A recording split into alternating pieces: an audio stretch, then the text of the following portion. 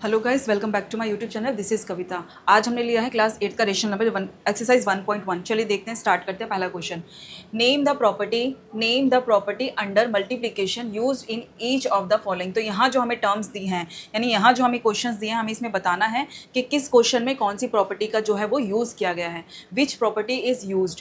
Okay, चलिए देखते हैं। -4/5 into 1 into -4/5 is equal to -4/5।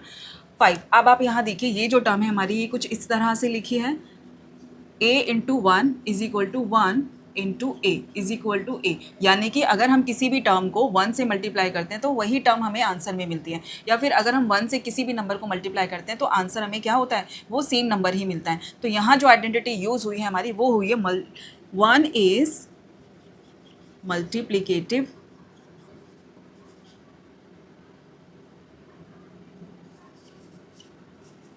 Identity. तो यहाँ जिस आइडेंटिटी का यूज़ किया है हमने, वो क्या है, 1 इज़ मल्टीप्लिकेटिव आइडेंटिटी। तो यहाँ पर मल्टीप्लिकेटिव आइडेंटिटी का यूज़ हुआ है। नेक्स्ट देखिए, -13/17 into -2/17 is equal to -2/7 into -13/17। तो आप यहाँ देखेंगे ये टर्म कुछ इस तरह से राइट किया, a into b is equal to b into a. तो आप यहाँ देखेंगे ये जो टर्म है वो कुछ इस तरह से राइट की गई है। तो यानी कि ये जो हम यहाँ जो आइडेंटिटी लगेगी वो लगेगी commutative.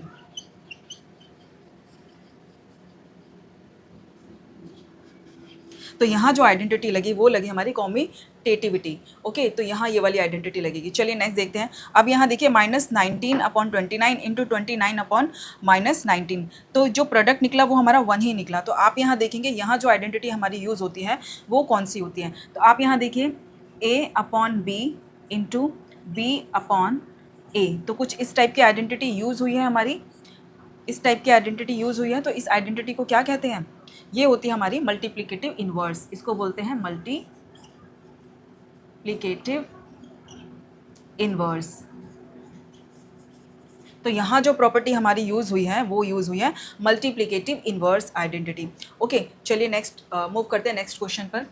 What tell what property allows you to compute to this equation. हमें क्या करना है, हमें बताना है कि यहाँ जो इक्वेशन दिया है इसमें कौन सी प्रॉपर्टीज़ जो है वो यूज़ हुई है। तो आप यहाँ देखिए, ये है हमारी a टर्म इंटू ये है हमारी b इंटू सी टर्म। अब आप यहाँ देखिए, ये है हमारी a टर्म, ये है हमारी b टर्म और ये है हमारी c टर्म। तो आप यहाँ देखेंगे, यहाँ जो हमारा यूज़ हो रहा है वो यूज़ हो रहा है associative property.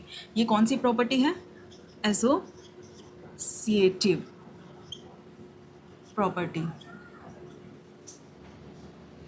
Okay, associative property यहाँ पर हमारी यूज़ हुई है। अब next question, the product of two rational numbers is always a dash. तो हमें बताना है कि किसी भी दो रेशनल नंबर का प्रोडक्ट, यानी कि रेशनल नंबर को अगर हम रेशनल नंबर से मल्टीप्लाई करते हैं तो हमारा जो आंसर आएगा, यानी जो प्रोडक्ट आएगा, देखिए वो भी एक रेशनल नंबर ही होगा। तो हम यहाँ क्या राइट करेंगे, तो the product of two rational numbers is always a rational